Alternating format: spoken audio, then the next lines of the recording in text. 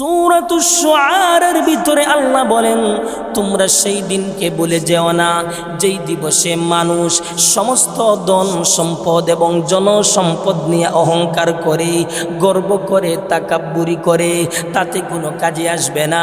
কিন্তু কাজে আসবে এবং লাভবান হবে এবং সফল হবে ওই ব্যক্তি, যেই ব্যক্তি সুস্থ সবল অন্তর নিয়ে আল্লাহর কাছে আসতে পারবে, আল্লাহর কাছে পৌঁছতে পারবে। আর যেই অন্তরের ভিতরে থাকবে আল্লাহর বড়ত্ব, আল্লাহর বিধানের গুরুত্ব, বিশ্ব নবীর সুন্নতের গুরুত্ব। এবার যদি সকলেই আমরা আল্লাহর বিধান অনুযায়ী যদি চলাফেরা করি, কোরআন অনুযায়ী যদি চলাফেরা করি, নবীজির সুন্নাহ অনুযায়ী যদি চলাফেরা করি, তাহলে আল্লাহর রাসূল বলেন হাসরের ময়দানে সমস্ত নবীগণ যখন নফসি নফসি বলতে থাকবে, আমার নবীজি উম্মতের কান্ডারি নবী, শুধুমাত্র উম্মতি উম্মতি বলতে থাকবে। হাসরের কঠিন ময়দানে যখন সূর্যটা খুব কাছাকাছি চলে আসবে, নিকটে চলে আসবে, যে যত বড় গুনাহগার হবে, যে যত বড় পাপী হবে, সে তত বেশি গামের ভিতরে থাকবে।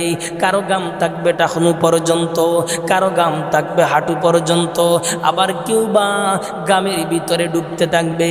এক পর্যায়ে তারা অসহ্য হইয়া বলতে থাকবে, প্রভু গো, ওই গামের আযাবার সহ্য করতে পারলাম না, তুমি আমাদেরকে জাহান্নামের ভিতরে নিক্ষেপ করো তাও ভালো। শেষ পর্যায়ে সমস্ত হাসরবাসী অস্থির হইয়া, অধৈর্য হইয়া পরস্পর বলা বলি শুরু করবে। আজকের ওই ভয়াবহ গামের আযাব থেকে হেফাজত দেওয়ার জন্য, মুক্তি দেওয়ার জন্য এমন একজন লোক খুঁজে পাওয়া যাবে কি, যিনি আমাদের জন্য মহান আল্লাহর কাছে সুপারিশ করবেন। তখন তারা একজন আরেকজনকে বলবে, ওই ব্যাপারে চলো আমাদের আদি পিতা বাবা পয়গম্বর আদম আলাইহিস সালাতু ওয়াস সালামের কাছে চলো, হয়তো তিনি আমাদের জন্য সুপারিশ করবেন। এবার সমস্ত আসরবাসী আল্লাহর পয়গম্বর আদম আলাইহিস সালাতু ওয়াস সালামের খিদমতে গিয়া বলবেন, ও আদম পয়গম্বর, আপনি দুনিয়ার শুরু থেকে শেষ পর্যন্ত সকল মানুষের পিতা, আল্লাহ আপনাকে জান্নাতের ভিতরে স্থান দিয়েছেন, ফেরেশতা দ্বারা সেজদা করিয়েছেন। আমরা যে কত বড় মুসিবতের মধ্যে রয়েছি, ভয়াবহ আযাবের ভিতরে রয়েছি, মেহেরবানি কইরা আপনি আপনার প্রতিপালকের নিকট আমাদের জন্য একটু সুপারিশ করুন। আল্লাহর পয়গম্বর আদম বলবেন, আমার দ্বারা সম্ভব না, তোমরা চলে যাও, পয়গম্বর নূহ আলাইহিস সালাতু ওয়াস সালামের খিদমতে চলে যাও। এবার সমস্ত আসরবাসী আল্লাহর পয়গম্বর নূহ আলাইহিস সালাতু ওয়াস সালামের খিদমতে আয়েশা বলবেন, এই আয়াতে কারিমা তেলাওয়াত করেছি, তেলাওয়াতকৃত আয়াতকে সামনে রাইখা কিছু কথা বলার চেষ্টা করব ইনশাআল্লাহ। আল্লাহ বলেন, কুল্লু মান আলাইহা ফান ওয়ায়াবকা ওয়াজহু রাব্বিকা যুল জালালি ওয়াল ইকরাম। সব কিছু খান খান হয়ে যাবে, সব কিছু টুকরা টুকরা হয়ে যাবে, শুধুমাত্র আমার আল্লাহই বিদ্যমান থাকবেন। এরপর আল্লাহ আসমান এবং জমিনকে গুটিয়ে ফেলা হবে, যেইভাবে তাবিজের কাগজকে গুটানো হয়। আল্লাহ বলেন, ওয়াল আরদু জামিআন কাবদাতুহু ইয়াউমাল কিয়ামাতি ওয়াস সামাওয়াতু মাতুবিয়াতুন বিয়ামিনি। গোটা পৃথিবী আল্লাহর বাম হাতের মুঠোতে গুটানো থাকবে, আর আসমান সমূহ বাস করা অবস্থায় আল্লাহর ডান হাতে থাকবে। তাফসীর ইবনে কাসিরের ভিতরে লেখা হয়, সব মিলে মহান আল্লাহর হাতে সরিষার দানা পরিমাণ হবে। আমার ভাই, পৃথিবী এবং আসমানকে এইভাবে তিনবার গুটানো হবে আর তিনবার খোলা হবে। আমার আল্লাহ নিজেই ঘোষণা করবেন, লিমানিল মুলকুল ইয়াউম, আজকের ওই রাজত্ব কার? তখন কেউ কোনো জবাব দেবে না, আমার আল্লাহ নিজেই জবাব দেবেন, লিল্লাহিল ওয়াহিদিল কাহ্হার, আজকের ওই রাজত্ব একমাত্র আমি আল্লাহর। শুধু তা নয়, কিয়ামতের দিন সমগ্র পৃথিবী আল্লাহর বাম হাতের মুঠোতে গুটানো থাকবে, আর আসমান সমূহ বাস করা অবস্থায় আল্লাহর ডান হাতে আইনা বলবেন, আনাল মুলক, আজ আমি বাদশাহ। অতঃপর কেউ কোনো জবাব দেবে না। আমার আল্লাহ তখন নিজেই জবাব দেবেন। আমার আল্লাহ বলবেন আইনাল জাব্বারুন ও আইনাল মুতাকাব্বিরুন, আজ প্রতাপশালীরা কোথায়, দাম্ভিকরা কোথায়, অহংকারীরা কোথায়? তখন কেউ কোনো জবাব দেবে না, আমার আল্লাহ নিজেই জবাব দেবেন। আল-ইয়াউমা তুজজা কুল্লু নাফসিন বিমা কাসাবাত লা যুলমাল ইয়াউম ইন্নাল্লাহা সারিউল হিসাব। আল্লাহ বলেন আজ প্রত্যেক প্রাণীর তার কৃতকর্মের প্রতিদান দেওয়া হবে। লা যুলমাল ইয়াউম, কোনো ধরনের জুলুম করা হবে না, কোনো ধরনের নির্যাতন করা হবে না। আমার ভাইরা, শুধু তা নয়, সেই দিন হাসরের ময়দানে এমন ভয়াবহ অবস্থা হবে, হাসরের ময়দানে মানুষ খালি গায়ে, খালি পায়ে, খালি হাতে আল্লাহর দরবারে উপস্থিত হবে। আল্লাহ বলেন ওয়ারিদু আলা রাব্বিকা সাফফা লাকাদ জিতুমুনা কামা খালাকনাকুম আউওয়ালা মাররা। আল্লাহ বলেন হাসরের ময়দানে মানুষ খালি গায়ে, খালি পায়ে, খালি হাতে আল্লাহর দরবারে উপস্থিত হবে। আল্লাহ বলেন খালি গায়ে, খালি পায়ে, খালি হাতে আপনার সফ দইরা, লাইন দইরা আল্লাহর সামনে উপস্থিত হতে হবে। আমার আল্লাহ সমস্ত হাসরবাসীকে লক্ষ্য কইরা বলবেন, প্রথম সৃষ্টির সূচনা যেইভাবে হয়েছিল আজ তোমরা আবার সেইভাবে আমার সামনে উপস্থিত হয়েছ। আমার ভাইরা, শুধু তা নয়, আম্মাজান আয়েশা বলেন আল্লাহর রসুল বলেছেন হাসরের ময়দানে মানুষ খালি গায়ে, খালি পায়ে, খালি হাতে খতনাবিহীন আল্লাহর দরবারে উপস্থিত হবে।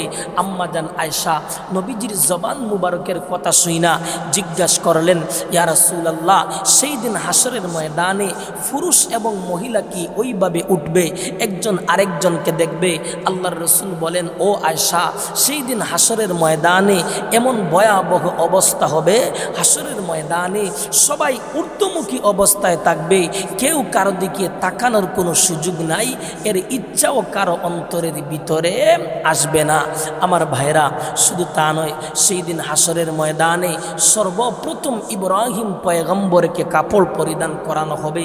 উলামায়ে কেরাম তার কারণ লিখেছেন, ইব্রাহিম পয়গম্বর সর্বপ্রথম দরিদ্রকে কাপড় পরিধান করিয়েছেন। আবার কেউ কেউ বলেন যে নমরুদ গোষ্ঠী ইব্রাহিম পয়গম্বরকে উলঙ্গ কইরা আগুনের ভিতরে নিক্ষেপ করেছিল, সেহেতু ইব্রাহিম পয়গম্বরকে সর্বপ্রথম কাপড় পরিধান করাইয়া সম্মান প্রদর্শন করানো হবে। সুবহানাল্লাহ। আমার ভাইয়েরা, শুধু তা নয়, সেই দিন হাসরের ময়দানে সুস্থ সবল অন্তর ছাড়া কোনো কিছুই কাজে আসবে না। সবাই নিজের চিন্তায় নিজে ব্যস্ত থাকবে, প্রত্যেকেই যার যার চিন্তায় ব্যস্ত থাকবে। সেই দিন লাভবান হবে এবং সফল হবে ওই ব্যক্তি, যেই ব্যক্তি সুস্থ সবল অন্তর নিয়ে আল্লাহর কাছে আসতে পারবে, আল্লাহর কাছে পৌঁছতে পারবে। আর যেই অন্তরের ভিতরে থাকবে আল্লাহর বড়ত্ব, আল্লাহর বিধানের গুরুত্ব, বিশ্বনবীর সুন্নতের গুরুত্ব।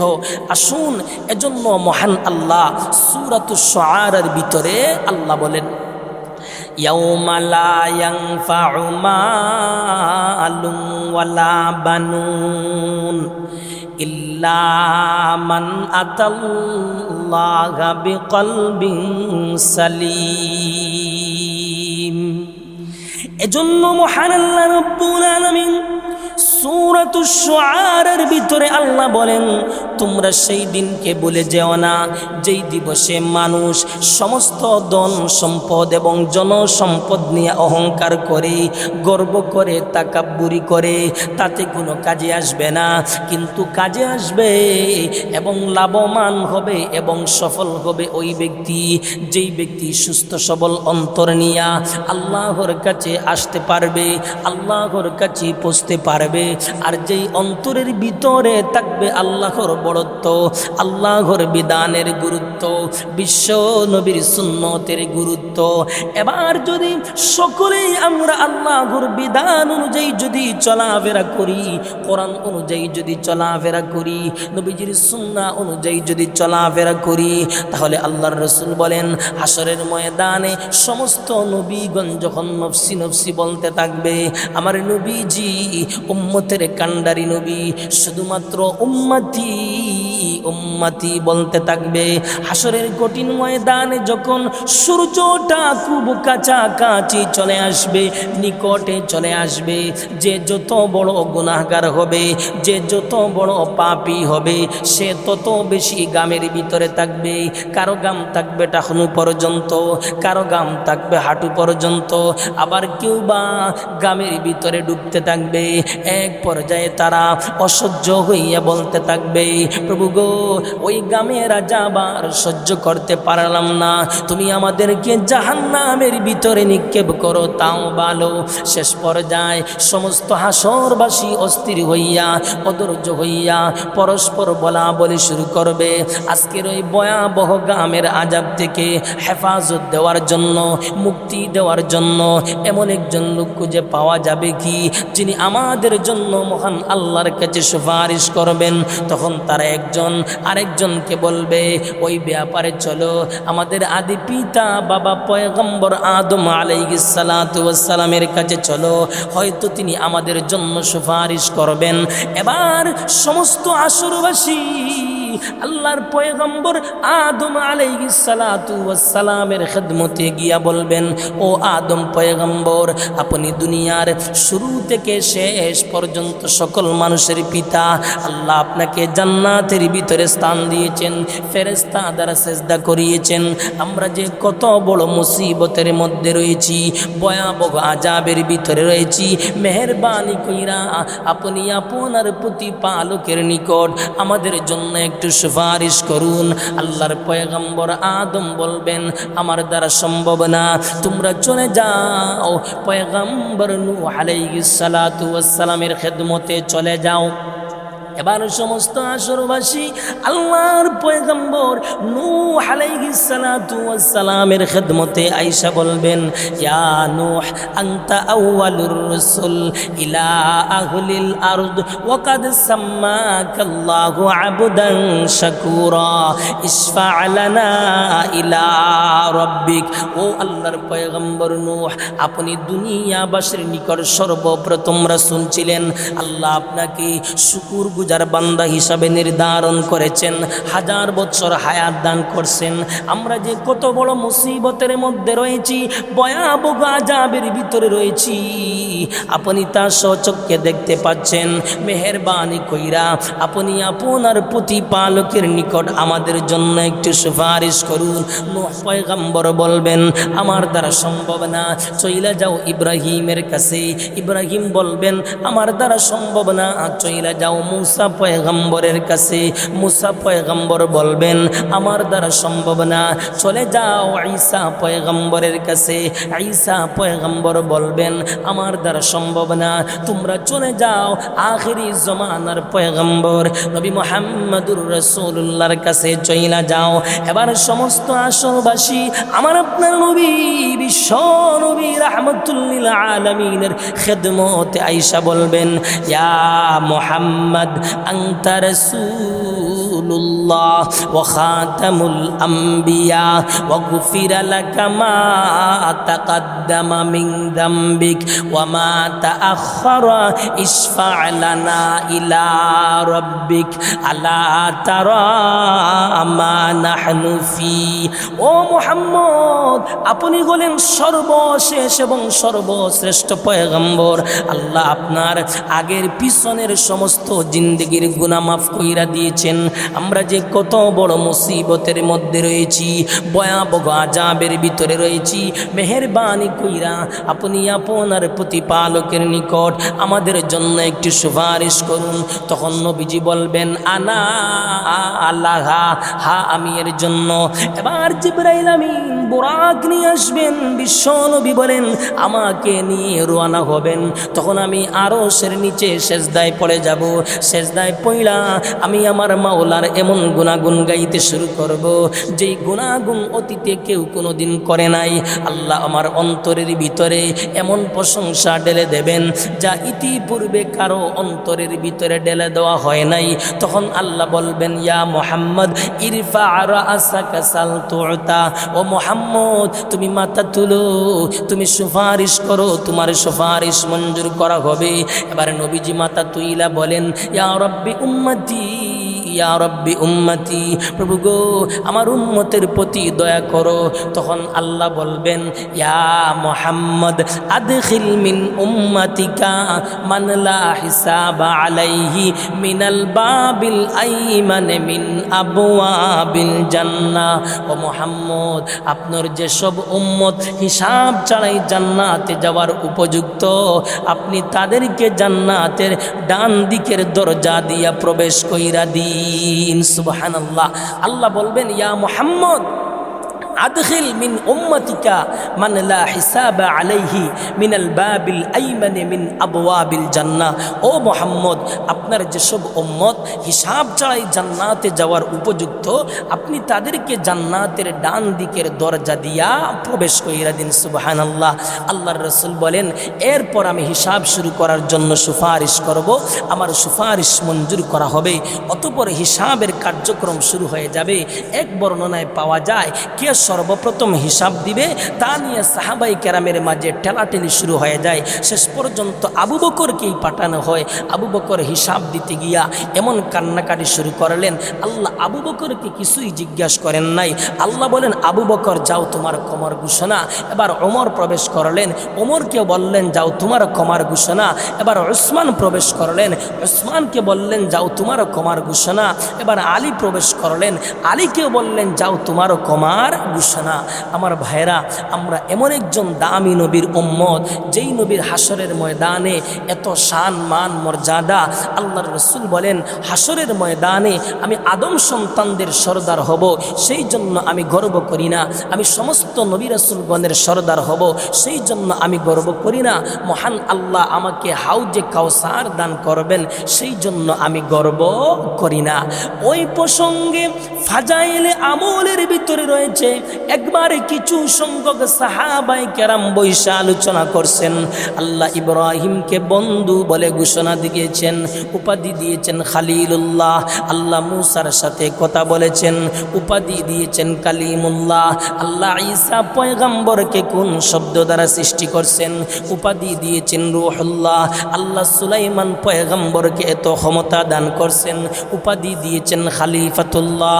আল্লাহ দাউদ পয়গম্বরকে জাবুর দান করছেন। এগুলো শুইনা নবীজি বলেন, ও আমার সাহাবায়ে কেরাম, তোমরা যা আলোচনা করছো তা ঠিক, কিন্তু মনে রাখবা, আনা হাবিবুল্লাহ, আমি হাবিবুল্লাহ, আমি আদম সন্তানদের সরদার, সেই জন্য আমি গর্ব করি না। আমি সমস্ত নবী রাসূলগণের সরদার, সেই জন্য আমি গর্ব করি না। মহান আল্লাহ আমাকে হাউজে কাউসার দান করবেন, সেই জন্য আমি গর্ব করি না। এই হবে হাসরের ময়দানে আমার নবীজির বিশেষ মর্যাদা। আরও অনেক মর্যাদা রয়েছে হাসরের ময়দানে। সমস্ত হাসরবাসী যখন কলিজা শুকিয়ে যাবে পানির পিপাসার কারণে, আল্লাহর নবী উম্মতদেরকে পানি পান করার জন্য হাউজে কাউসারের সামনে বসবেন এবং উম্মতদেরকে পানি পান করাবেন। এজন্য আল্লাহর রাসূল বলেন, মহান আল্লাহ আমাকে হাউজে কাউসার দান করবেন। আল্লাহ বলেন, ইন্না আ'তাইনা কাল কাউসার, হে নবী নিশ্চয়ই আমি আল্লাহ আপনাকে কাউসার দান করছি।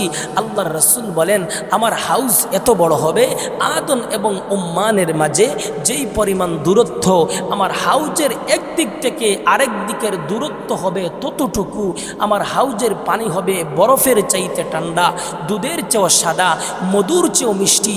জগতের মানুষ যদি একবার ওই হাউজে কাউসারের পানি পান করে, তাহলে জিন্দেগিতে আর কখনো পানির পিপাসার কোনো দরকার হবে না। সুবহানাল্লাহ। শুধু তা নয়, আল্লাহ ওই হাউজে কাউসার হতে যাদেরকে বিতাড়িত করা দেওয়া হবে, যাদেরকে দূর করে দেওয়া হবে, নবীর সাহাবী হযরত সাহাল বিন সাদ রাদিয়াল্লাহু আনহু বর্ণনা করেন, আল্লাহর রাসূল বলেছেন, হাসরের ময়দানে হাউজে কাউসারের নিকট আমার সাথে তোমার সাক্ষাৎ হবে। যারাই আমার নিকট আসতে পারবে তারাই হাউজে কাউসারের পানি পান করতে পারবে। একবার যদি করে জিন্দেগিতে আর কখনো পানির পিপাসার কোনো দরকার হবে না। আল্লাহর রাসূল বলেন, ও সাহাল শুনো, একদল লোক পানি পান করার জন্য আমার নিকট আসতে চাইবে, তারা আমাকে চিনতে পারবে, আমিও তাদেরকে চিনতে পারবো, কিন্তু আমার এবং তাদের মধ্যে আড়াল সৃষ্টি করে দেওয়া হবে। তখন আমি বলবো এরা আমার উম্মত, এদেরকে আসতে দেওয়া হোক।